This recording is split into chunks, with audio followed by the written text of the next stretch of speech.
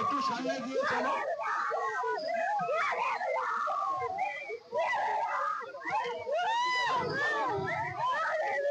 অনেক পরিকল্পনা করে ক্যান্সেল করার চেষ্টা করেছে।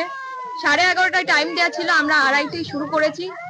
মানুষের আবেগ এবং ভালোবাসা, যেভাবে কঠোর রোদের মতো মানুষ দাঁড়িয়ে থেকেছে, তারা অপেক্ষা করেছে, তাতে প্রমাণিত প্রত্যেকটা রক্তের মধ্যে দেব বিরাজ করছে এবং প্রত্যেকটা রক্তের মধ্যে মা মাটি মানুষ কংগ্রেস বিরাজ করছে।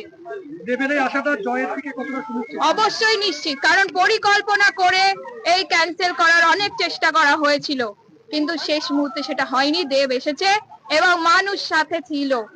শূন্য মাঠে কিন্তু দেব আসেনি। উনি বার্তা দিলেন উন্নয়ন হবে। পরিবার আমার রাজনৈতিক পরিবার, আমি প্রায় 6-7 বছর রাজনীতি করছি, তার আগেও মানুষের পাশে থেকেছি বিভিন্নভাবে।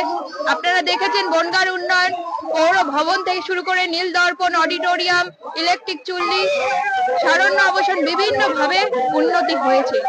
তাই উন্নতি নিশ্চিত, মানুষ আমাদের পাশে আছে, উন্নতির পাশে আছে।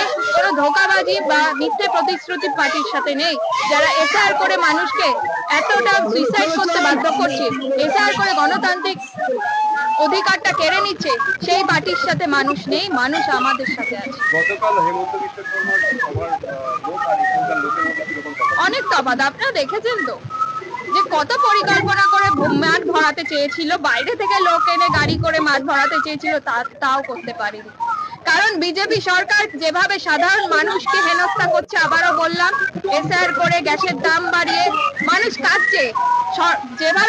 যেভাবে একটা দুর্গা পুজোর জন্য অপেক্ষা করে থাকে মানুষ, এই ভোটের প্রয়োগের উৎসব, এটা একটা উৎসব।